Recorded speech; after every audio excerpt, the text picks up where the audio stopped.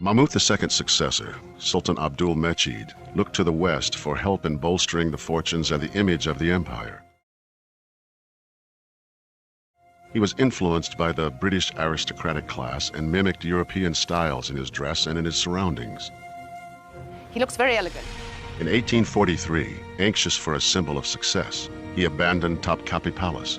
As the economy and governmental systems were failing, the Sultan commissioned a new and more European-style residence. The magnificent Dolmabahce Palace took 13 years to complete. The 11-acre building featured 285 rooms, 46 ballrooms, 6 Turkish baths, and 68 toilets. This part of the palace is called the Crystal Staircase. It was designed to impress visitors when they first entered Dolmabahce.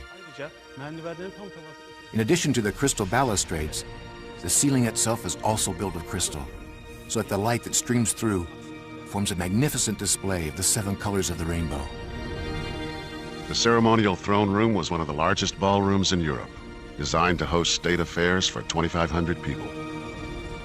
The 4.5-ton chandelier was a gift from Britain's Queen Victoria. This palace was built to show the glamour and the wealth of the Ottomans to foreign diplomats. But the palace came at a great cost. The Ottomans had wars and economic crises, and spending billions of gold lira and tons of gold on the construction of Dolmabahce only made the financial situation worse. The reign of Sultan Abdul Hamid II would lead the Ottoman Empire into the 20th century. He continued to try to rebuild the reputation of the crumbling empire.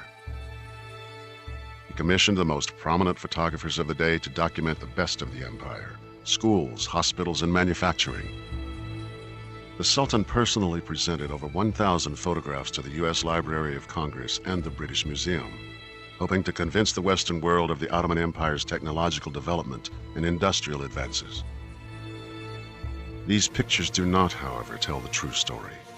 As World War I approached, the Ottomans faced bankruptcy and economic disaster. Especially in the Balkans first, many of these peoples wanted to develop their own separate nationalistic identities. As the Ottoman Empire continued to fail, a power vacuum developed that the British and the French were only too happy to exploit. Both nations were establishing their own spheres of influence in the region, competing with each other and challenging the Ottoman Empire for control of the Middle East. From these troubled times, a new leader emerged, as brave and passionate about these Ottoman lands as the great sultans. His name, Mustafa Kemal. During World War I, the Ottomans sided with Germany against the forces of Great Britain, France, and Russia. At the famous Battle of Gallipoli, Mustafa Kemal earned his reputation as commander in the best Ottoman tradition. On February 5, 1915, British warships sailed towards the Dardanelles with the objective of capturing Istanbul. Ottoman troops dug into deep trenches and defended their position against thousands of Australian, British, and New Zealand forces. During the battle, a piece of shrapnel hit Kemal in the chest. Miraculously, his pocket watch took the force of the blow and his life was spared. This was very important because it convinced Mustafa Kemal of his immortality. He didn't die when he should have. Kemal's determination and defiance motivated all around him. His men attacked and defeated the enemy.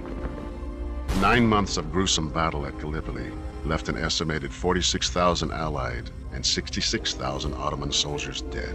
There were over 200,000 injuries. Incredibly, the Turks had defeated their enemies. Mustafa Kemal's division had courageously and successfully defended the Ottoman lands.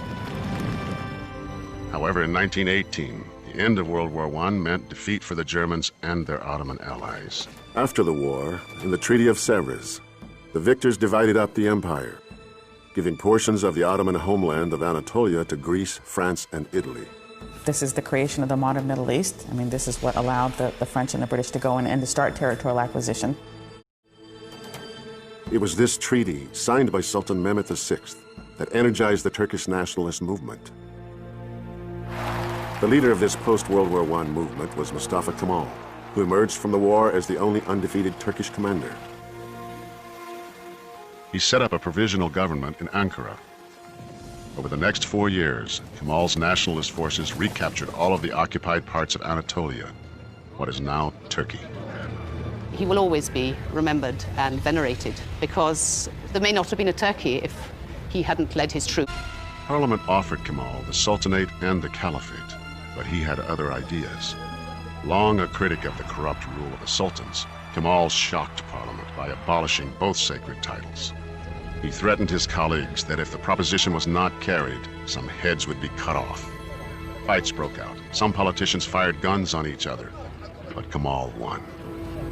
Mustafa Kemal abolished the Ottoman Sultanate and exiled the last of the Ottoman sultans. And that officially was the end of the dynasty. After more than 600 years, the Sultanate of the Ottoman Empire was over. The last Sultan, Sultan Mehmed VI, left Turkey aboard a British warship. It is an event that the area is still wrestling with. There are hundreds of thousands of people still living in those areas that were born in the Ottoman Empire. On October 19, 1923, the Republic of Turkey became an independent country, with Mustafa Kemal as its first president. The task ahead was daunting. Turkey was on its knees, facing illiteracy, frightening poverty, inadequate health services, and a severe lack of skilled labor. Kemal separated church from state. Religious garb was banned. Ottoman clothing, and in particular the fez, was forbidden throughout Turkey. And by changing from the fez to the hat, he stated that Turks were now modern. He granted equal rights to women, including the right to vote, years ahead of many Western democracies. As part of his effort to westernize the country, Kemal introduced a new alphabet. Complex Ottoman Arabic was replaced by the Latin alphabet of Western languages.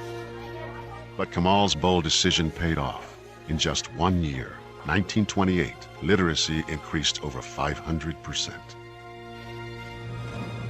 Mustafa Kemal Ataturk is, I believe, one of the major figures of the 20th century. On November 10th, 1938, Mustafa Kemal died at the age of 57 at the Dolmabahce Palace. The clock in his bedroom remains frozen at 9:05 a.m., the time of his death. And to this day, at the same hour on the day of his death, people all over the country stop for a moment to remember Mustafa Kemal Ataturk.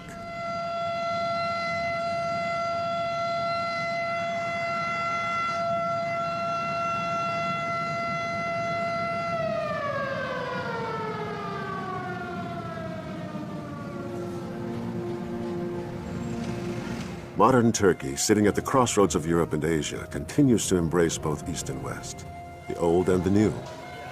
Its exotic blend of cultures, past and present, is most visible in Istanbul.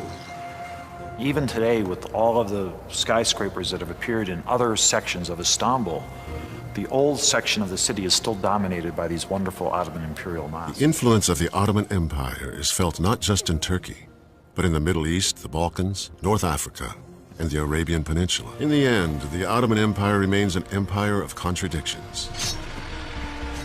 It was assembled by the might of its war machine, yet remembered for its development of fair and just laws.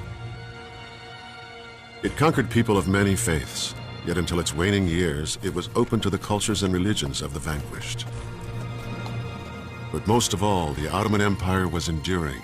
From its beginning in the 14th century to its dissolution in the early 20th, it spanned the reigns of nearly 40 sultans and assembled one of the largest landmasses in history. And like all great empires, its legacy continues to shape our world today.